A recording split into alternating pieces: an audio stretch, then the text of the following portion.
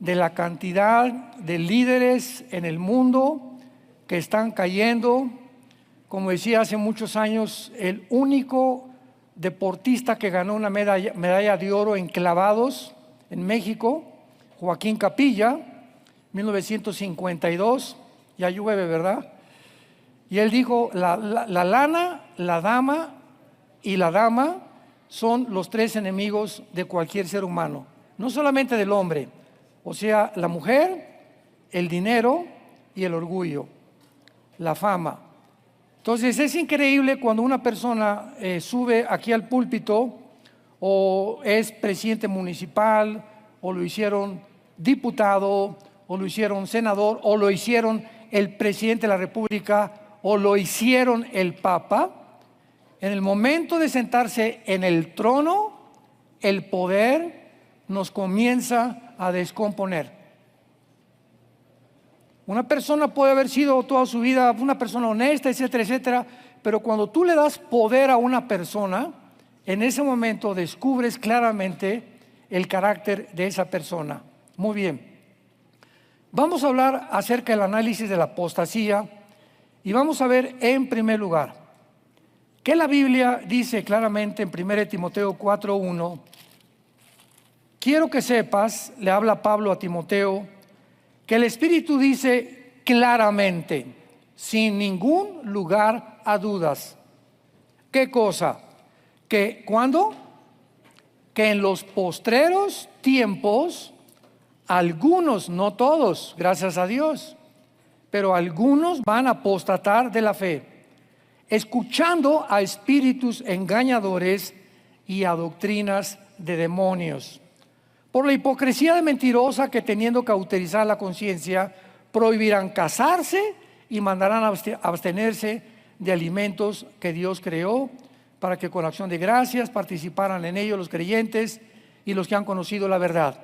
Esto pues claramente está dirigido al Vaticano, ¿verdad?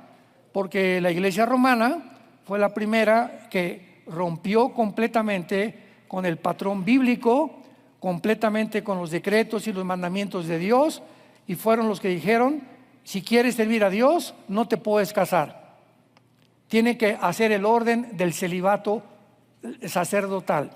Yo lo he contado varias veces, que yo atravesé esa experiencia cuando tenía cierta juventud, y cuando supe que me dijeron que no podía yo casarme, les dije adiós. A mí me gustan las mujeres.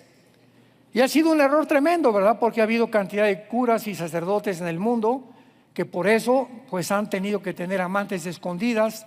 Simplemente en España, entre los seminarios de monjas y de sacerdotes, encontraron túneles llenos de abortos, tanto de monjitas como sacerdotes o curas que estaban en el otro lado, y le ganaron a los de Hamás, haciendo túneles, ¿verdad? Para poder tener relaciones con las monjitas.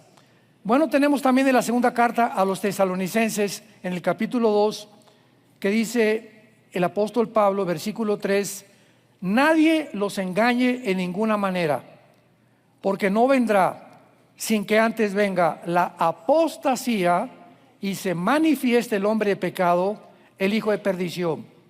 La iglesia de Tesalónica creían que estaban ya en el día del Señor, o sea, en la tribulación. Ya Pablo en la carta anterior les explicó que el arrebatamiento de la iglesia sería un misterio que no era la segunda venida. Fíjense lo que les voy a decir. El arrebatamiento de la iglesia es un misterio que Dios le revela a Pablo únicamente. Sin embargo, la segunda venida ya estaba anunciada, ¿verdad? Vendrá con señales, Mateo 24, 29 al 30, en el Antiguo Testamento. No era un misterio. Por lo tanto, es lógico que el arrebatamiento y la segunda venida sean diferentes.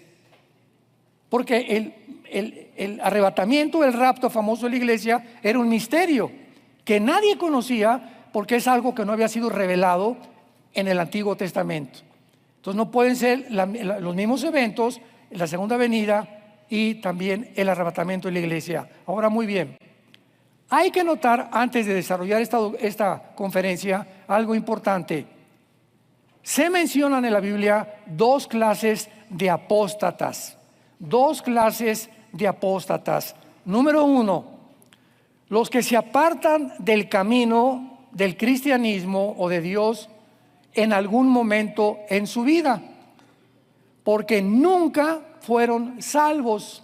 O sea, personas que estuvieron entre nosotros, vinieron a la iglesia, pero que jamás tuvieron el regeneramiento ni el nuevo nacimiento del Espíritu Santo. Veamos algunos casos en Juan capítulo 17, donde el Señor Jesucristo menciona ni más ni menos a Judas, el que era seguidor también de Jesús. Dice Juan 17, versículo 12: cuando estaba yo con ellos en el mundo, yo los guardaba en tu nombre. A los que me diste, yo los guardé, y ninguno de ellos se perdió, sino el hijo de perdición, para que la escritura se cumpliera. En otras palabras, Judas desayunó, comió, cenó, durmió, viajó con Cristo 3 años y medio, y nunca jamás pudo ser una persona sincera que conociera y creyera que Jesús era el Mesías. Y finalmente sabemos todos que lo acabó traicionando. Entonces Judas nunca fue salvo. Y así va a haber muchísimas personas en la época de la iglesia que van a venir a las iglesias y tienen mucho tiempo en las iglesias, y son personas que nunca se han arrepentido y que siguen viviendo como si fueran religiosos nada más, como lo éramos nosotros antes de ser cristianos. Yo me acuerdo cuando iba a la iglesia católica, ¿verdad? Pues íbamos de niños y párense, siéntense, y salíamos de ahí, y de lunes a viernes nos portábamos terrible. Pero el domingo era el tiempo de recibir a Cristo, y de lunes a viernes se salía de la hostia que el cura nos daba el domingo. Entonces, estas personas, veamos ahora en 2 de Pedro capítulo 2, el segundo caso, donde la Biblia nos muestra claramente que la salvación no se puede perder, porque hay muchas personas que creen que la salvación se pierde, precisamente por esto. No, pero es que yo conocí a don Pancho que iba a la iglesia y fue durante 4 años, y ahorita es un borracho, parrandero y jugador. Perdió la salvación, dicen. La salvación no la perdió. El problema fue que don Pancho nunca fue salvado. Fue religioso e iba a la iglesia, pero nunca tuvo la salvación. Segunda de Pedro capítulo 2. Dedicado este capítulo a todos los falsos maestros. Dice el versículo 20. Segunda de Pedro 2, 20 al 22. Ciertamente, si habiéndose ellos escapado de las contaminaciones del mundo por el conocimiento del Señor y Salvador Jesucristo, enredándose otra vez en ellas, son vencidos, su postrer estado viene a ser peor que el primero, porque mejor les hubiera sido no haber conocido el camino de la justicia, que después de haberlo conocido, volverse atrás del santo mandamiento que les fue dado. Pero les ha acontecido lo del verdadero proverbio: el perro vuelve a su vómito y la puerca lavada a revolcarse en el lodo o en su cieno. Pregunta: ¿cómo sabemos que estas personas que Pedro está mencionando nunca fueron salvos? Porque finalmente usa el proverbio de un perro y de un puerco, o de un cerdo, como le dicen en otros países. Bueno, pues un perro, ¿verdad?, vomita. ¿Y por qué siempre se come el vómito? Porque es su naturaleza. O sea, un caballo no lo hace, o una ardilla no lo hace, pero los perros es su naturaleza. ¿Por qué al puerco? Oink, oink, oink, oink, oink, lo sacas del lodo, le pones Chanel, lo bañas con champú, oink, oink, oink, regrésalo otra vez, porque es su naturaleza, es puerco. ¿Qué nos está diciendo Pedro? Estas personas son semejantes, su naturaleza nunca fue cambiada. Por eso su estado es peor, y regresaron al estado peor que cuando comenzaron a tener el conocimiento, supieron que Cristo era el Salvador, que Cristo salva, que Cristo murió, pero nunca se arrepintieron. Y desgraciadamente Muchas iglesias son culpables de esto, porque ya no se predica el arrepentimiento. Ya no se predica el arrepentimiento, ahora se trata de entretener. Muy bien, ahora veamos la otra clase de apóstatas, muy importante, o sea, cristianos que se apartan del camino temporalmente. Conozco a cantidad de casos y ejemplos como estos. Pero como son hijos, como realmente tienen al Espíritu Santo en su vida, son disciplinados por Dios y regresan al corral de la oreja. Porque Dios al que ama disciplina, como lo vamos a ver. Veamos un caso en 1 Corintios 5. 1 Corintios capítulo 5, muy importante. 1 Corintios 5, dice el apóstol Pablo, le escribe a estos líderes de la iglesia de Corinto y les dice: de cierto se oye que hay entre ustedes fornicación. O sea, era una iglesia que había un hombre fornicando. La fornicación abarca el homosexualismo, el lesbianismo, el transgénero, el adulterio, la pornografía, todos los ejemplos sexuales que no están permitidos, porque el sexo solamente se puede usar en la dimensión del matrimonio. Nada más. Dios diseñó para que el sexo fuera usado única y exclusivamente dentro del matrimonio. Fornicar es, ya casado, irte con otra mujer o con otro hombre, o de joven, tener relaciones sexuales con tu novio o con tu novia. Eso se llama fornicar. Entonces, en esta iglesia había fornicación. Supieron y le mandaron a Pablo, ¿verdad? Familias, oye, aquí hay alguien en la iglesia que está viviendo o que tiene relaciones sexuales con su madrastra o con una señora de la iglesia. Y Pablo se enoja y les dice: tal fornicación, cuando ni aún se nombre entre los gentiles, tanto que alguno tiene la mujer de su padre. Con su propia madrastra alguien estaba fornicando. Y ustedes, les escribe Pablo, están envanecidos. ¿No debieran más bien haberse lamentado para que fuese quitado de en medio? Vean la disciplina de Dios. A esta persona la deberían haber sacado de la iglesia. De vosotros el que cometió tal acción. Ciertamente yo, dice Pablo, como ausente en cuerpo, pero presente en espíritu, ya como presente juzgado al que tal cosa ha hecho. En el nombre de nuestro Señor Jesucristo, reúnanse ustedes y mi espíritu con el poder de nuestro Señor Jesucristo, y el tal sea entregado a Satanás para destrucción de la carne, a fin de que el espíritu, ¿qué cosa?, sea salvo en el día del Señor Jesús. La orden que tenían los líderes de esta iglesia es: esa persona, quítenla de en medio, sáquenlo de la iglesia, y el momento en que alguien sale fuera de la iglesia, queda en manos de Satanás. No es que aquí sea la iglesia, porque la iglesia somos nosotros, pero cuando alguien es apartado de la comunión de los santos, ¿con quién vas a tener comunión? Con tu compadre que se emborracha en la cantina, ¿verdad? Con familiares tuyos que no son cristianos, que ven pornografía, que te ríes de los chistes de ellos, y te regresas al mundo de donde Dios nos sacó.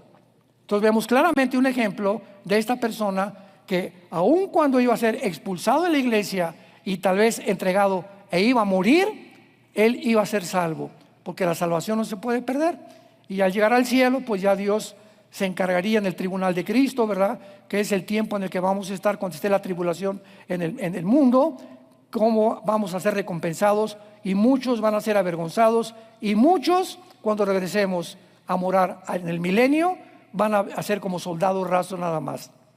Porque dice Apocalipsis 20, versículos 2 y 3, que hay muchos que van a estar sentados en tronos, cristianos que van a ser gobernantes en la otra vida, por la vida que llevaron ejemplar. Por eso no nos cansemos de hacer el bien, porque vamos a recoger lo que hemos sembrado. Y vean ustedes finalmente en Hebreos 12, ya algo mucho más claro. Recordamos que la Biblia es una revelación progresiva. Tenemos que juntar varios pasajes, varios versículos. Hebreos 12, versículos 5 al 8.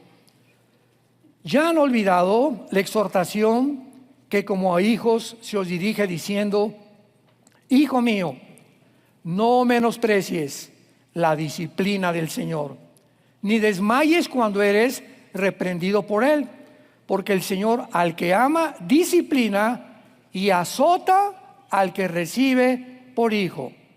Si soportan la disciplina, Dios los trata como a hijos, porque ¿qué hijo es aquel a quien el Padre no disciplina? Pero si se les deja sin disciplina, de lo cual todos han sido participantes, entonces son bastardos y no son hijos. En otras palabras, si alguna persona que se dijo cristiano se alejó de Dios por X causa y nunca le pasó nada en la vida y finalmente se muere a los 5 o 6 años, dice la Biblia que porque nunca regresó, porque nunca fue hijo, era bastardo. O sea, nunca tuvo el nuevo nacimiento, nunca se arrepintió. Dios no puede tratar con una persona. Yo no puedo ir a la casa de mi vecino y decirle al niño, oye, ven para acá, y darle nalgadas. Va a salir mi vecino y me va a decir, oye, Armando, ese no es tu hijo, dale nalgadas a tus hijos. Claro, disciplinamos a los nuestros. Lo mismo hace Dios con sus hijos y con sus hijas. Dios no se mete si tú no eres cristiano, te deja que hagas lo que te dé la gana y no te disciplina, pero nosotros estamos al entrar al reino de Dios bajo la disciplina y la mirada continua del Señor Jesucristo. Entonces, esto es muy importante porque ahora vamos a la segunda carta de Timoteo, donde vamos a desarrollar nuestro estudio. Y es importante que esta segunda carta de Pablo a Timoteo fue la última carta que Pablo escribe desde su prisión en Roma.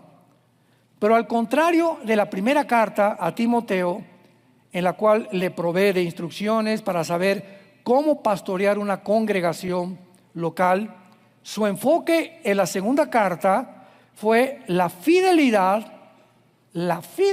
personal que Timoteo debería de mantener como todo ministro de Jesucristo. Pablo urge aquí a Timoteo a no desmayar, a permanecer firme en medio de la persecución en que se encontraba la iglesia en tiempos del emperador Nerón. Pablo le dice, ¿verdad? Y exhorta en el capítulo 1 a guardar lo que él había aprendido.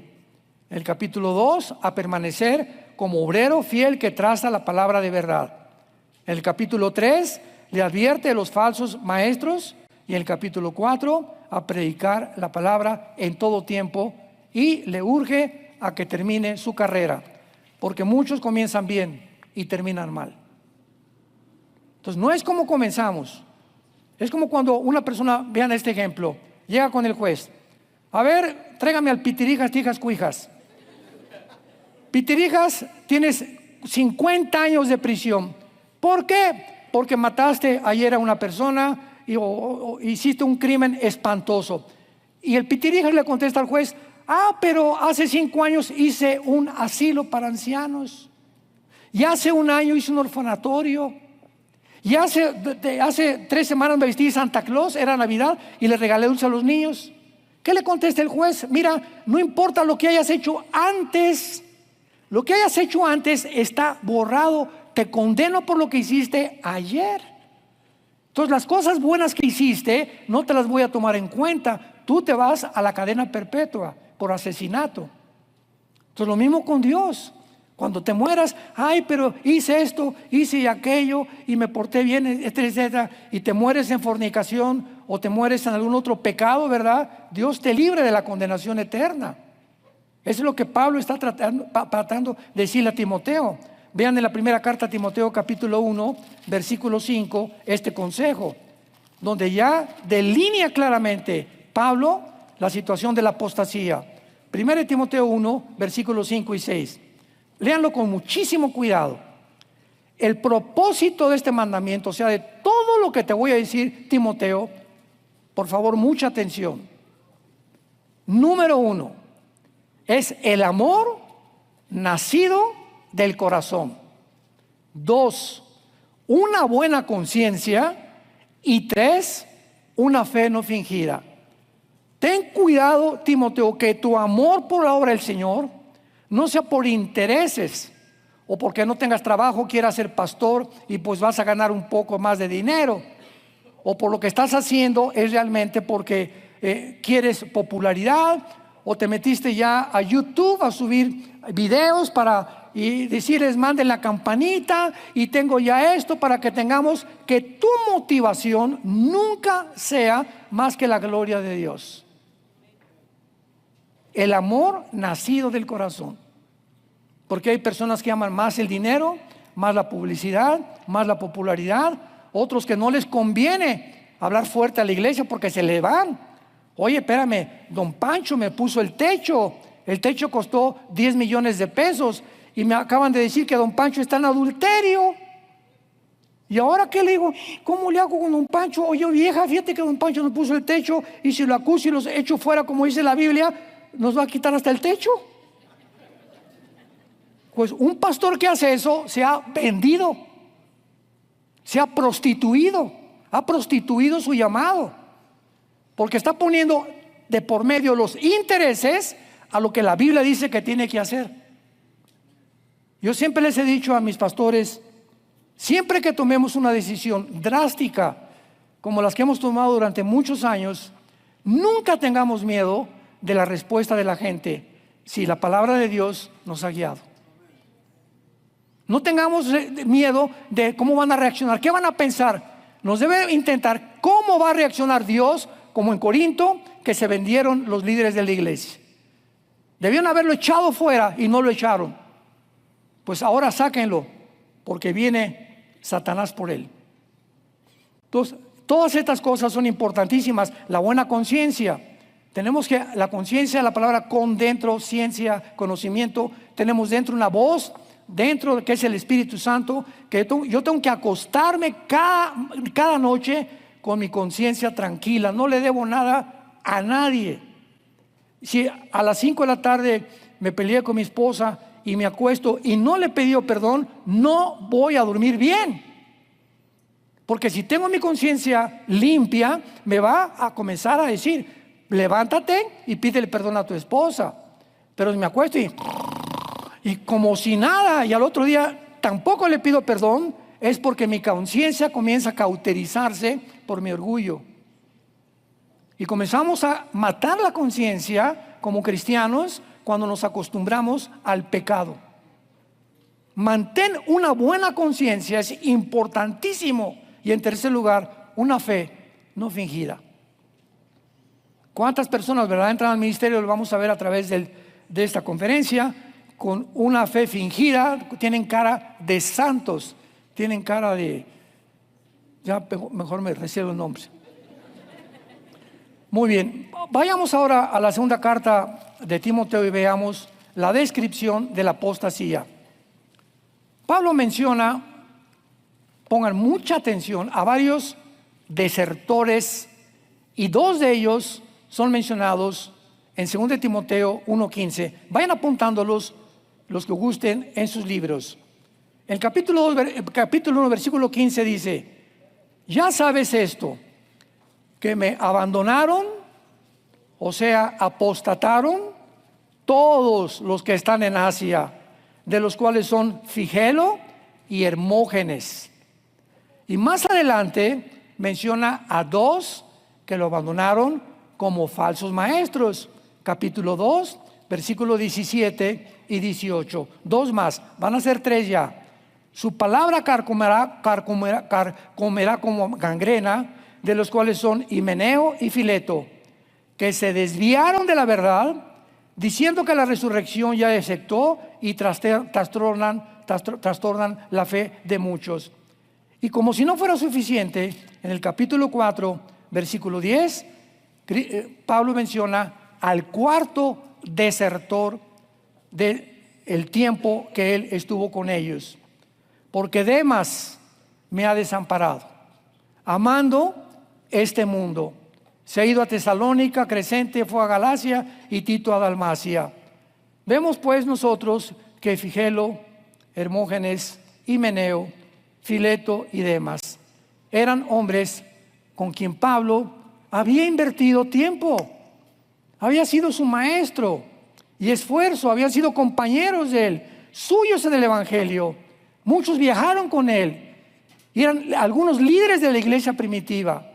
Timoteo conocía a todos estos hombres porque trabajó cerca de muchos de ellos, por lo que ha de haber sido muy triste para Timoteo la noticia.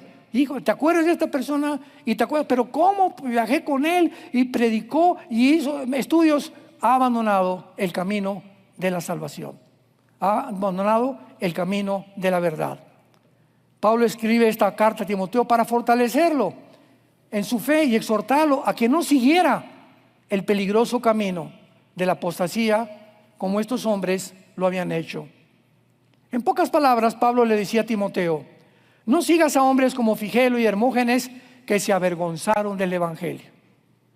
¿Cuántos, verdad, líderes están con políticos o están con personas importantes o con tus suegros, con la familia en Navidad y se avergüenzan del evangelio? Ni siquiera dan un mensaje en Navidad, ni testifican a su compadre o a su jefe de trabajo. Se avergüenzan del evangelio y poco a poquito, sin que te des cuenta, te vas a ir deslizando como un barco cuando está amarrado en un muelle. Sueltas las amarras al bastión donde está amarrado el barco, y el barco, ¿qué va a pasar cuando venga el viento? Se comienza a ir hacia mar adentro. Así a muchos se sueltan las amarras de la palabra de Dios sin que te des cuenta, te comienzas a deslizar, y cuando es demasiado tarde va a ser muy peligroso para tu vida.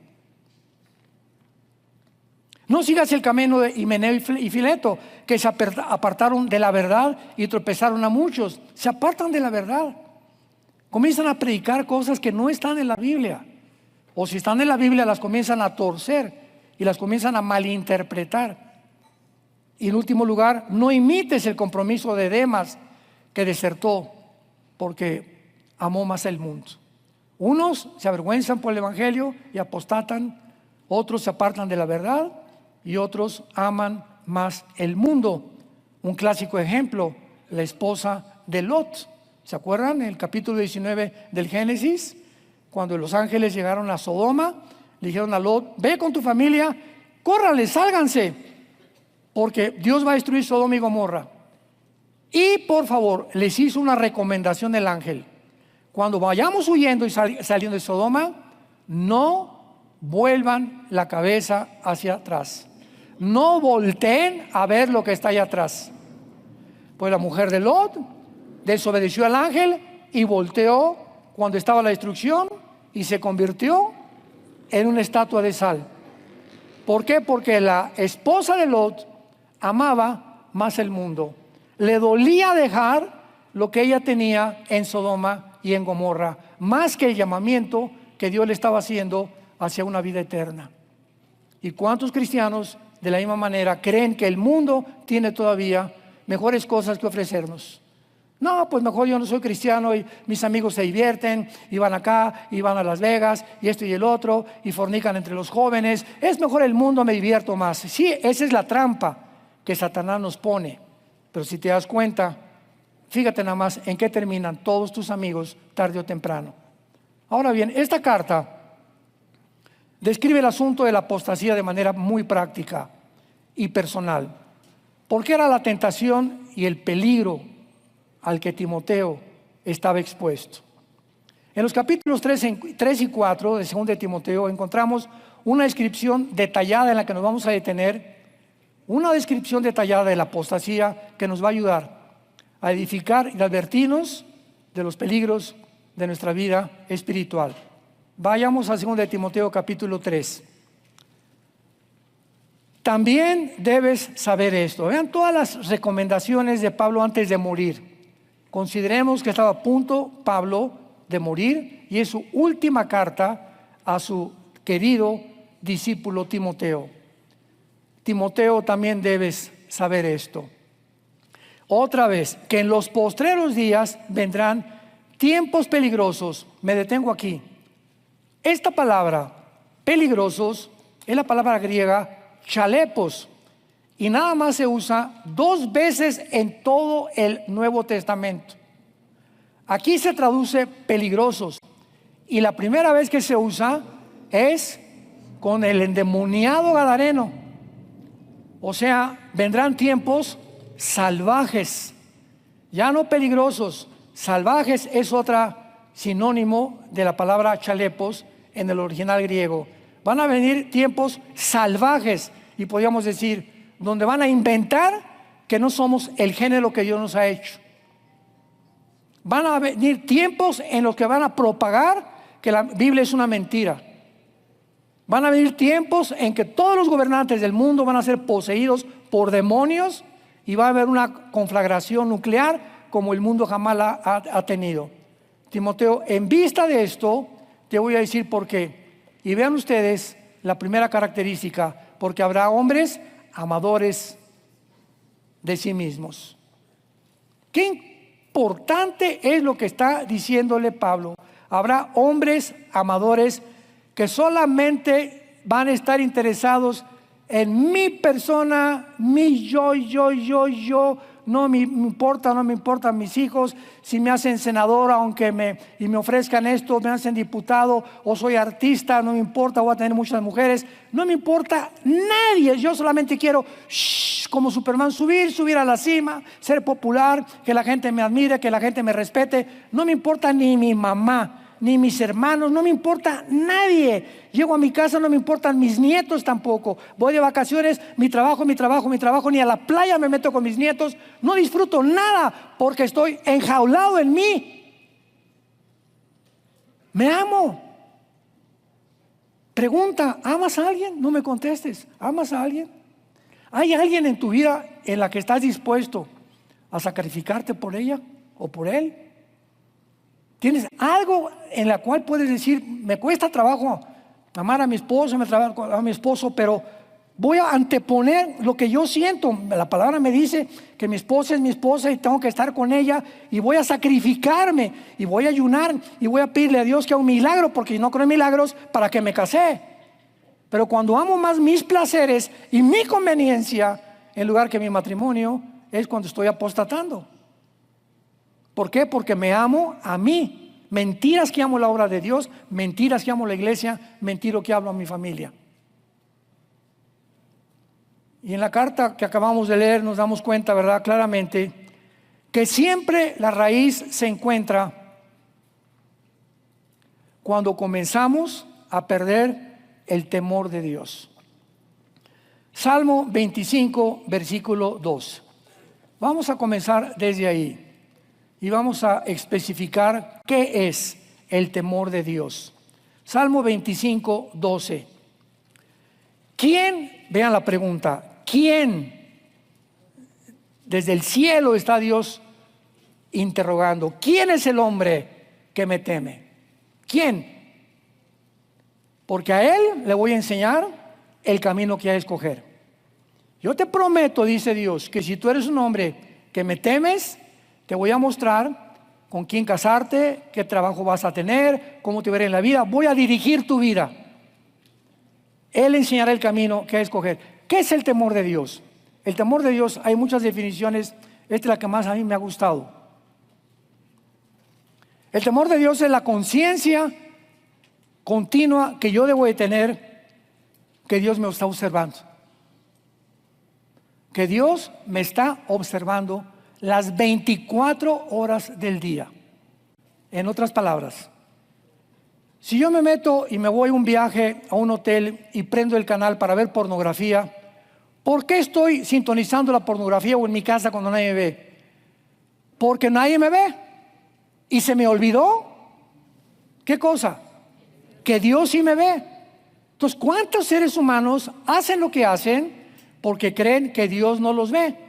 Porque si creyeras que Dios te ve, no harías lo que haces cuando estás solo o cuando lo haces a escondidas. Es lógico. Si realmente tenemos el temor de Dios, no haríamos lo que hacemos cuando nadie nos ve. Porque aunque nadie nos ve, siempre en mi conciencia está, Dios me observa y nos paga conforme a nuestras obras. Dice Proverbios capítulo 2.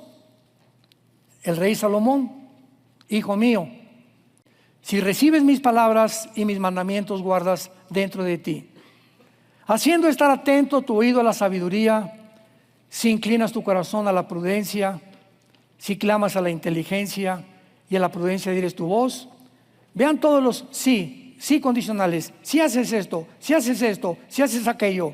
Si como la plata la buscas, hasta entonces, versículo 5, hasta entonces entenderás el temor de Dios y hallarás el conocimiento de Dios, porque Jehová da la sabiduría y de su boca viene el conocimiento y la inteligencia.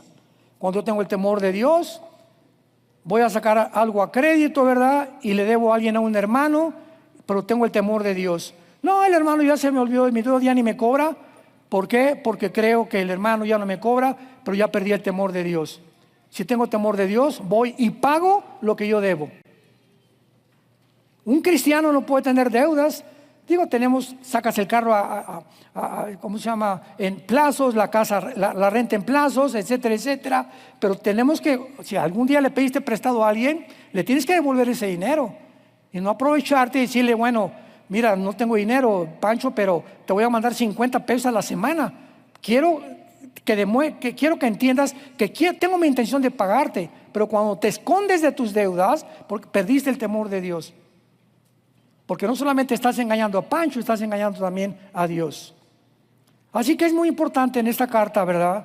La deserción de Himeneo y Fileto la contrasta con la santidad personal, la conciencia limpia, el amor nacido del corazón, la fe no fingida que Timoteo debería de tener. ¿Se dan cuenta ustedes que caminar con el Señor no es fácil si Él no está en tu vida? Alguien me dijo, es que es muy difícil la vida cristiana. Amén, sin Dios. Pero cuando caminamos y nos hacemos amigos con Dios, y Dios, tengo mi comunión con Él diaria, y tengo la Biblia y memorizo la palabra y medito en la palabra día y noche, entonces Él va a tomar a mi vida, como dice en Jeremías 10, 23, el hombre no es señor de su camino, ni del hombre que camina a ordenar sus pasos. Dice Dios, déjame, Armando, déjame guiarte, déjame enseñarte, déjame decirte a dónde quieres ir mañana. Dame oportunidad de trabajar en tu vida, pero para ello, Armando, ríndete a mí, obedéceme. Sin la obediencia no hay bendición. Regresamos a Pablo, 2 Timoteo 3, hombres amadores de sí mismos. Y luego dice Pablo, realmente son personas amadoras de sí mismas, avaros, vanagloriosos, soberbios, blasfemos, desobedientes a los padres, ingratos, impíos. Yo no quiero que nadie levante la mano, ¿verdad? Pero una de las cosas por las cuales Dios nos quiere despegar de la avaricia con la que nacimos. Vean los niños. Tenemos un nietecito ahorita de 4 años y nuestro nietecito Luis Emilio de 1 año. Y Luis Emilio, esto es mío. Y le traigo algo a mi nietecita y se lo quita, ¿verdad? No, porque es mío. Y si no es mío, tengo la ambición de querer quitártelo. Yo quiero siempre que todo alrededor, 5 o 4 niños, agarramos todos los juguetes. Desde que nacemos, estamos ambicionando controlar. Y cuando nacemos con esa tendencia, llegamos al cristianismo. Cuando estábamos en la iglesia, dábamos limosnas, ¿verdad? ¿Se acuerdan?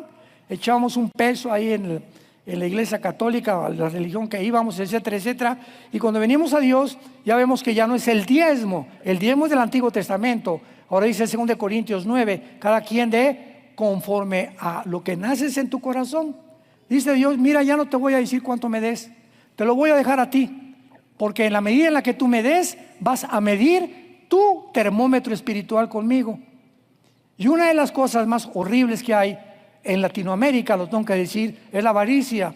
¿Por qué prosperó Dios Estados Unidos? ¿Por qué, Gerardo? Mandaron misioneros desde hace 2 o 3 siglos. Las iglesias en Latinoamérica, nada más en Costa Rica, casi todas las iglesias las han pagado los misioneros norteamericanos. A mí me guiaron a Cristo, poblaron con el evangelio el mundo entero. Dios los tuvo que bendecir. Pero en México somos avaros, ¿verdad? Regiomontanos, como dicen, codos, con trabajo el 10%, con trabajo el 15%. Y hay otro grupo de cristianos que se aprovechan e inflaron una herejía que se llama la doctrina de la prosperidad. No, y le dicen a la gente, ahorita pónganse aquí los de $1,000, los de $5,000, y todos ustedes van a ser sanados, o hacen campañas de sanidad ofreciéndoles sanidad por la forma en la que están dando, y comenzamos a vender el evangelio. Se fueron al extremo y abusaron de algo que es santo delante de Dios. Dice, hay hombres avaros, vanagloriosos, etcétera, etcétera. Vemos pues que en estos afectos, estas personas amadoras de sí mismas aman el dinero y los placeres más que a Dios. Cualquier motivación que proclamen lo hacen por razones egoístas. Su lujuria, su amor por el sexo opuesto y ambición superan su afecto y su amor por la iglesia de Jesucristo. Actitudes arrogantes, malagradecidos, vanagloriosos, algo que es muy importante. Llega, por ejemplo, fue el día, el 15 de mayo, que celebró en México.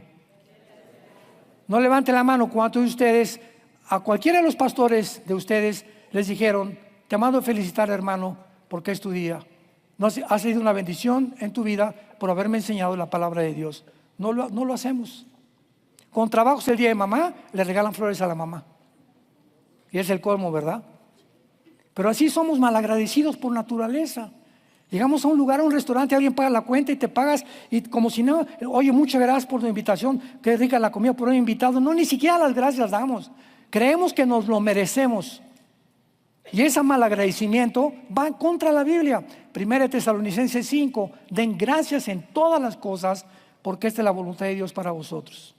Tenemos que ser agradecidos con las personas que nos han ayudado, con los que te han bendecido, en tu familia, con tus hijos, con tus padres. No importa lo que sean tus padres, sé agradecido toda tu vida y Dios te lo recompensará. Y estas acciones también incluyen las obras. Dice aquí en el versículo del 6 al 9, porque de estos, o sea, de toda esta línea de calificativos que se les dan, son los que se meten en las casas y llevan cautivas a las mujercillas cargadas de pecados, arrastradas por diversas concupiscencias. Vemos aquí, ¿verdad?, que tienen como blanco estos falsos maestros, falsos líderes, hombres corruptos, pederastas, lujuriosos. Tienen como blanco a las mujercitas pecadoras que andan buscando ser libres de culpa, como también de continuar su vida de placeres, y se aprovechan de ellas. ¿Cuántas niñas no tienen trabajo, no tienen, y luego las secuestran, las ponen a la prostitución, precisamente porque andan buscando ese tipo de cosas y se dicen cristianos?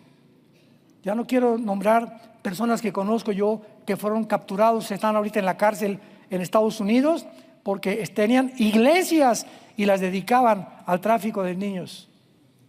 Hay de todo en la iglesia, hay de todo. Cristo tuvo a un Judas. Entre nosotros no todos tienen cara de San Anselmo. Y el versículo 6 lo dice, ¿verdad? Y el versículo 7, y están siempre aprendiendo y nunca pueden llegar al conocimiento de la verdad. Bajo el engaño de guiarlas a Cristo, agarran hombres a muchachitas, a jovencitas, el mensaje de los falsos maestros, atrapa a las víctimas en esclavitud espiritual, porque en lugar de hacerlas libres, las esclavizan aún más, las hunden más en el pecado. Ten cuidado de todos ellos. Y finalmente, se nos dan algunos consejos para la apostasía. ¿Y cuáles son los remedios que tenemos para la apostasía?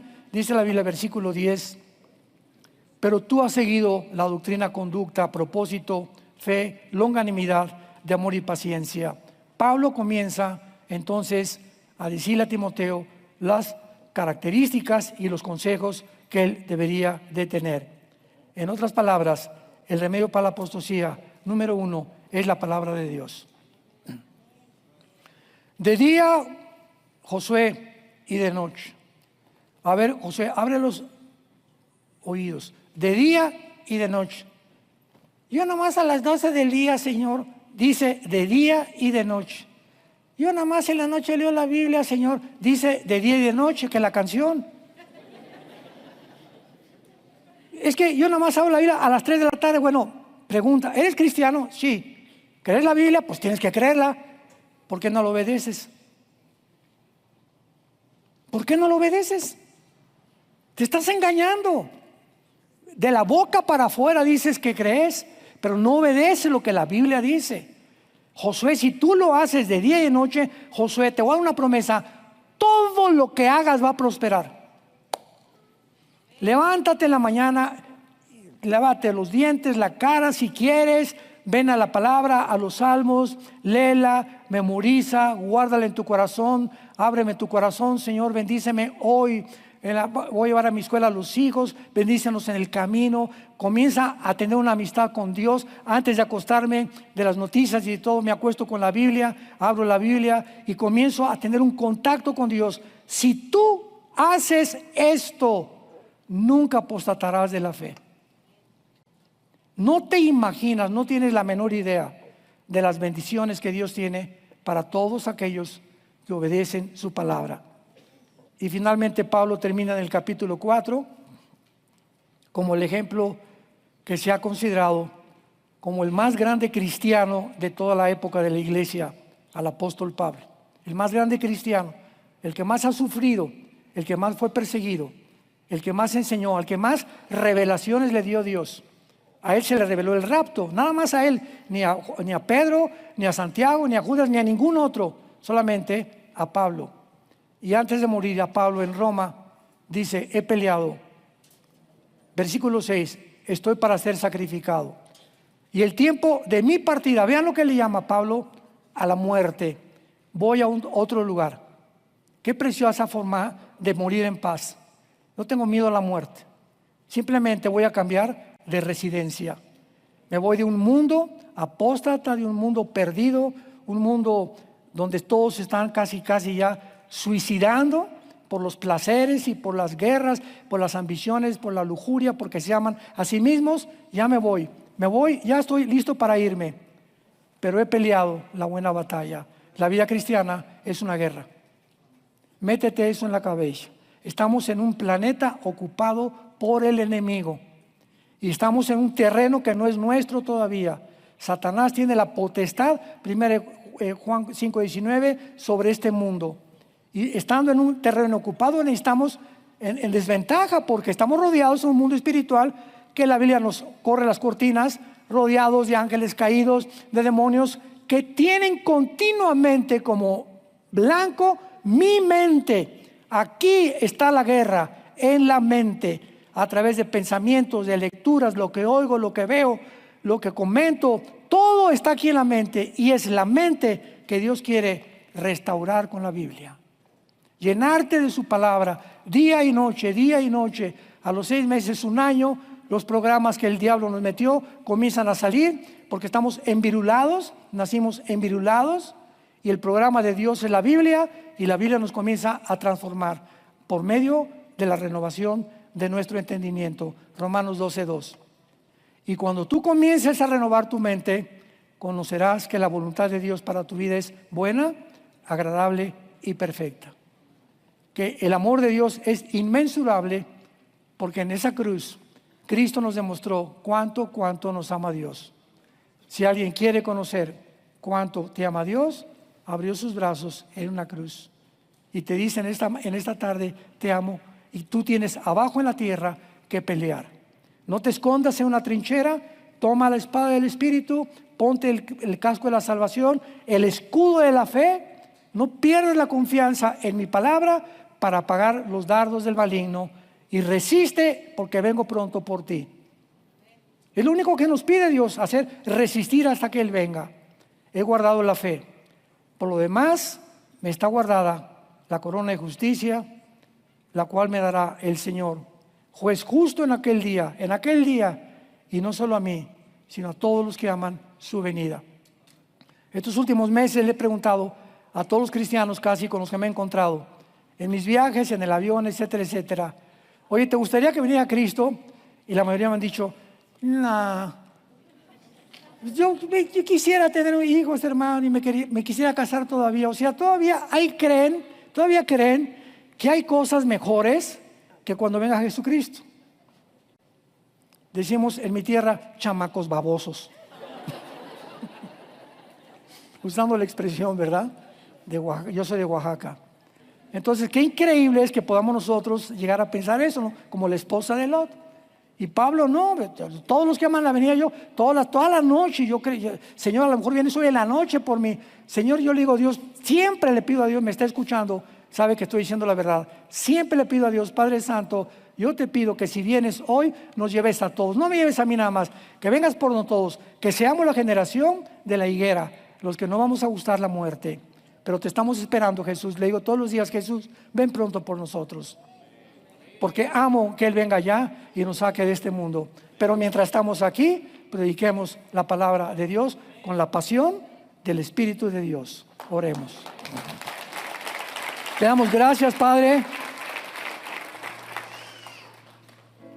Todos queremos expresar estas palabras del apóstol Pablo antes de morir. Pablo murió con un amor no fingido. Verdaderamente Pablo amó a Dios. Y él estuvo dispuesto a pagar cárceles, persecuciones, traiciones, maldiciones, malos tratos, porque te amaba.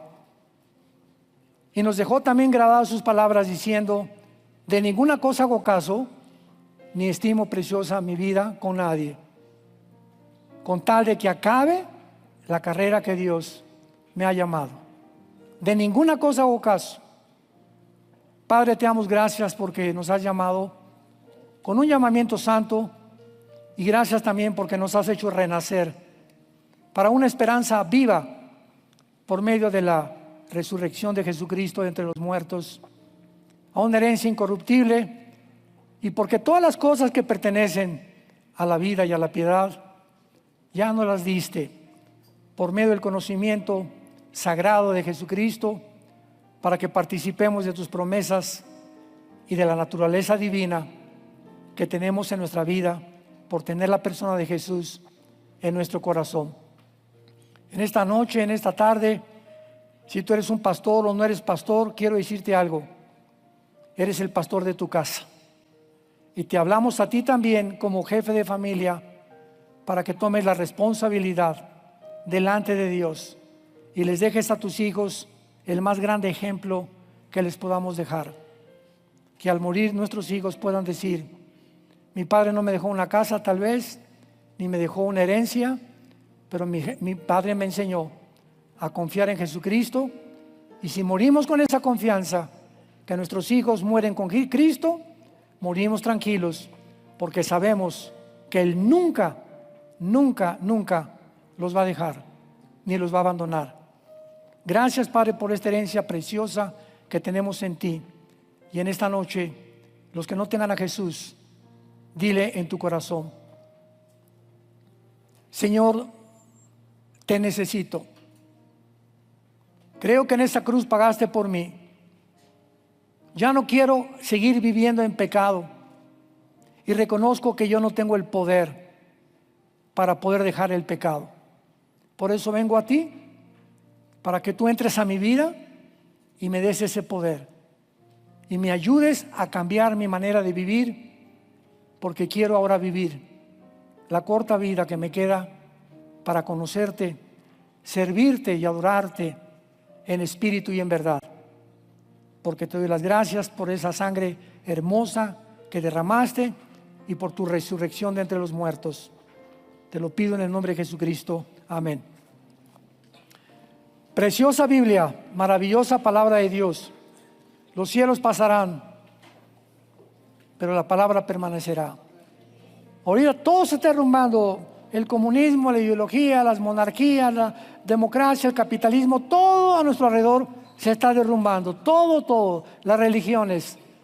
Y nunca como antes, la verdad inconmovible que nos sostiene, la Biblia, con los principios más profundos de ética y de moral que Dios nos deja como seres humanos para vivir y conocer lo que es verdaderamente vivir para Dios.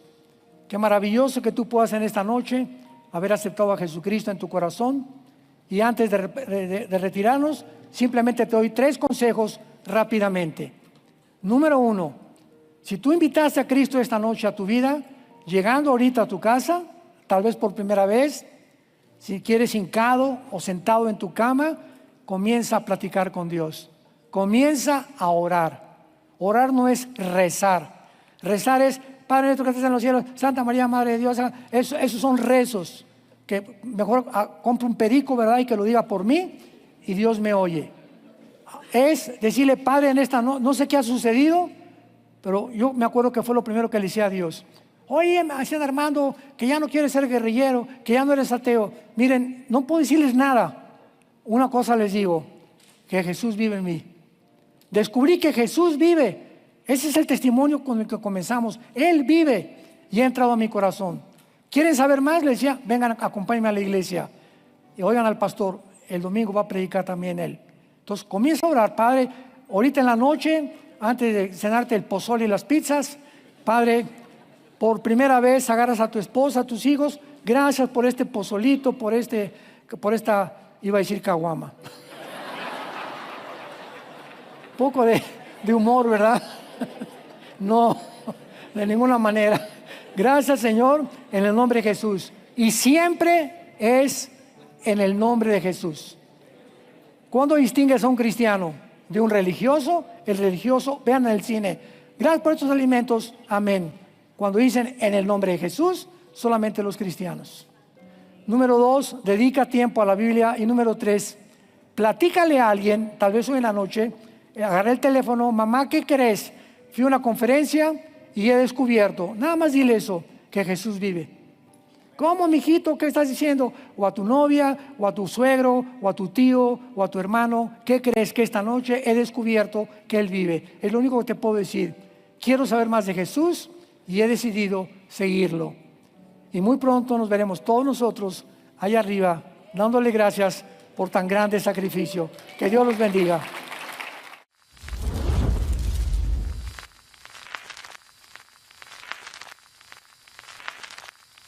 Hola, ¿qué tal? Me da mucho gusto saludarles y quisiera simplemente comunicarles que gracias a todos ustedes a través de todas las naciones del mundo que aman la palabra de Dios y que realmente están interesados en que nosotros como organización Vida Nueva para el Mundo y Armando Alducin Ministries continuemos predicando el Evangelio de la Gracia de Jesucristo y que podamos nosotros continuar haciéndolo gracias a sus donaciones. Este año cumplimos 46 años de ministerio, 46 años donde hemos predicado, hemos enseñado, hemos tenido seminarios y de diferentes formas de estudios bíblicos alrededor del mundo y hemos pensado y considerado de una forma fiel el Evangelio de la sana doctrina de Jesucristo. Nosotros, con todas estas donaciones, tenemos que sostener pastores, misioneros, obras, equipos de televisión, y aún continuamos buscando la manera de poder elevar este ministerio. Hasta este momento quiero que ustedes estén enterados que no tenemos una sola propiedad como organización y así hemos trabajado durante 46 años porque le damos la importancia a la evangelización, a las misiones y también a los hombres de Dios para levantar más pastores. Le damos las gracias y que pueda Dios con su gracia tocar sus corazones y que puedan ustedes invertir en un terreno donde es fructífero, porque creemos que ha producido bastante buen fruto para la gloria de Dios. Gracias, muchas gracias por sus aportaciones y por las donaciones que sabemos ustedes continuarán haciendo para que podamos continuar siendo fieles en la predicación del Evangelio de la gracia de Dios.